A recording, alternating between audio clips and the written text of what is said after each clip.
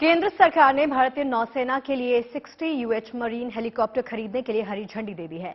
ये helicopter advanced light helicopter Dhruv का advanced नौसैनिक वर्जन होंगे। आइए जानते हैं और समझते हैं कि ये हेलीकॉप्टर किस तरह से खास होने वाले हैं, इनकी ताकत क्या होगी।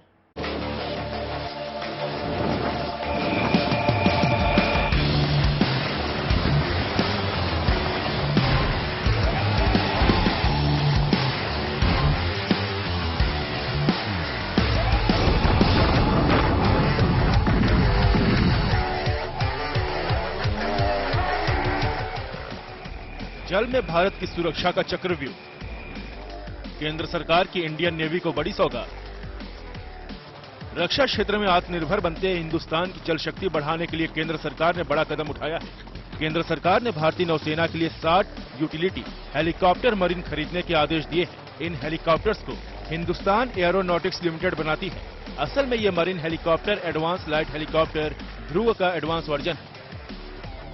ध्रुव हेलीकॉप्टर भारतीय मिलिट्री के पसंदीदा हेलीकॉप्टर्स में से एक। इंडियन एयरफोर्स के पास 107, इंडियन आर्मी के पास 191 और नेवी के पास 14 ध्रुव हेलीकॉप्टर्स हैं। इन ऑर्डर से ही पता चलता है कि ध्रुव हेलीकॉप्टर कितने काम का है। ध्रुव हेलीकॉप्टर को 2 पायलट उड़ाते हैं। इनमें 12 सैनिक बैठ सकते हैं।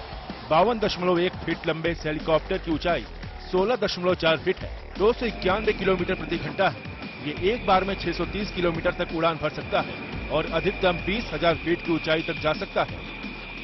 जब बात होती है यूटिलिटी हेलीकॉप्टर, मतलब वो आमतौर पर जवानों को कार्गो ले आने और ले जाने का काम करता है। यूएच मरीन हेलीकॉप्टर में पहिए लगे होंगे क्योंकि इसे जहाज और युद्धपोतों पर लैंडिंग करनी होगी। पहिए वाले ध्रुव हेलीकॉप्टर में रोटर ब्लेड यानी पंखे एकदम सीधे नहीं होंगे। यूएच मरीन हेलीकॉप्टर के पंखे बीच से मुड़ सकेंगे ताकि वो कम जगह घेरे। इसके अलावा इनमें रोटर ब्लेड का 3 कॉन कॉन्फ़िगरेशन होगा। वहीं ध्रुव हेलीकॉप्टर के प्लेटफॉर्म पर देश में 3 शानदार हेलीकॉप्टर बनाए गए हैं। पहला लाइट कॉम्बैक्ट हेलीकॉप्टर प्रचंड, दूसरा हथियारबंद यूटिलिटी हेलीकॉप्टर रुद्र और तीसरा लाइट यूटिलिटी हेलीकॉप्टर।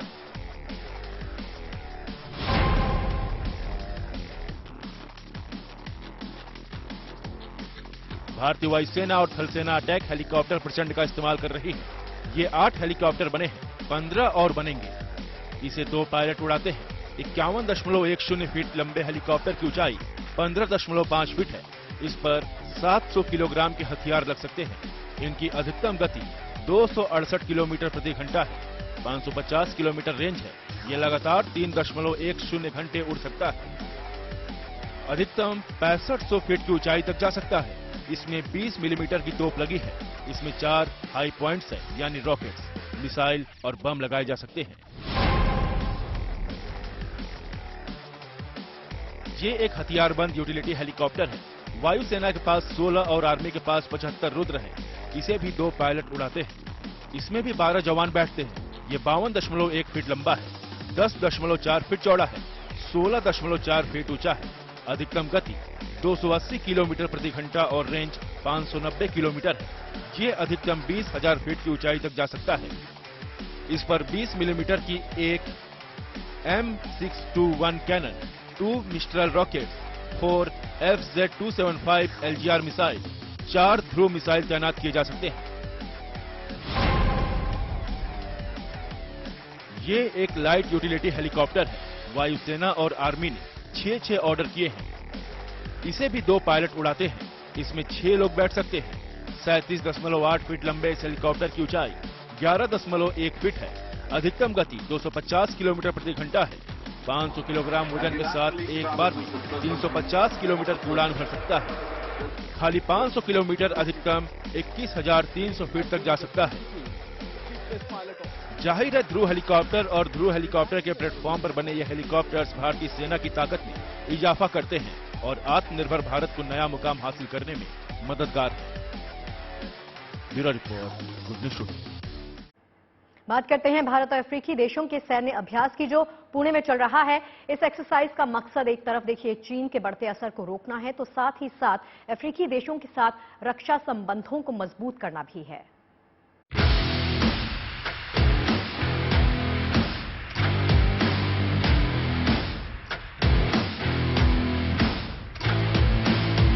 हर मुश्किल हालात में आगे बढ़ने का जोश, दुश्मन की हर चाल को नाकाम करने का जुनून, दिल में है भरपूर हौसला, तेजी से आगे बढ़ रहे हैं कदम।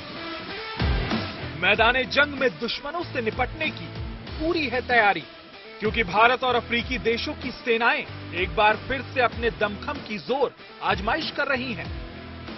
पुणे में हिंदुस्तान के साथ अफ्रीकी देशों की सेनाओं का मेगा सैन्य अभ्यास चल रहा है। Africa India field training exercise के तहत भारतीय सेना अफ्रीकी जवानों को सामरिक रणनीति के कौशल सिखा रही है, तो साथ ही साथ बारूदी सुरंगों के खतरों को नाकाम करने और विपरीत हालात में कामयाबी हासिल करने के गुण भी बताए जा रहे हैं। एएफ इंडेक्स 2023 अफ्रीकी देशों और भारत के बीच 2019 के बाद दूसरा सैन्य अभ्यास है। यह अभ्यास 30 मार्च तक चलेगा। इसे 4 चरणों में आयोजित किया जा रहा है। पहले चरण में अफ्रीकी देशों की सेनाओं के ट्रेनर्स को ट्रेनिंग दी जा रही है। इसके बाद अगले चरण में बारूदी सुरंगों को हटाने की ट्रेनिंग दी जाएगी। फिर पीस कीपिंग ऑपरेशंस को अंजाम देने का प्रशिक्षण दिया जाएगा। इसके बाद अंतिम चरण में वैलिडेशन एक्सरसाइज होगी, जिसमें पिछले चरणों में हुए अभ्यास के नतीजों को परखा जाएगा। एएफ इंडेक्स 2023 में 20 से ज्यादा अफ्रीकी देश शामिल हो रहे हैं। इस अभ्यास की अहमियत इसलिए ज्यादा है कि इसके जरिए अफ्रीकी देशों में चीन के बढ़ते सामरिक असर को थामने में मदद मिलेगी और भारत के साथ दोस्ताना रिश्ते और मजबूत होंगे। इस अभ्यास की बदौलत अफ्रीकी देशों की फौज अपने यहाँ आंतरिक संघर्षों से खुद निपटने में सक्षम होगी, तो साथ ही साथ उसके लिए बाहरी शत्रुओं को भी रोकना आसान होगा।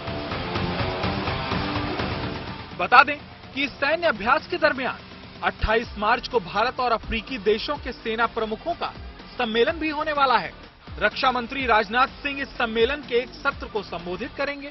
सेना प्रमुख जनरल मनोज पांडे 22 अफ्रीकी देशों के सेना अध्यक्षों के इस सम्मेलन की मेजबानी करेंगे। इससे भारत के साथ अफ्रीकी देशों के रक्षा संबंध मजबूत होंगे, तो साथ ही साथ इन देशों की सेनाओं के बीच आपसी सहयोग को भी बढ़ावा मिलेगा। एएफ इंडेक्स 2023 के ही दरमियान भारत में बने नई पीढ़ी के फौजी साजो सामान और उपकरणों को भी प्रदर्शित किया जाएगा। इसका मकसद रक्षा क्षेत्र में भारत की आत्मनिर्भरता की नुमाइश के साथ ये भी जाहिर करना है कि जंग के साजो सामान के निर्माण में भारत की क्षमता कितनी बढ़ी है, ताकि अफ्रीकी देश इनकी खरीदारी के लिए भारत का भी रुख कर सकें। कुल मिलाकर एएफ इंडेक्स 2023 अफ्रीकी देशों के साथ भारत के रक्षा संबंधों को आगे बढ़ाने में मील का पत्थर साबित हो सकता है और इसे कामयाब बनाने के लिए भारत कोई कसर नहीं छोड़ रहा। Bureau report, good news today.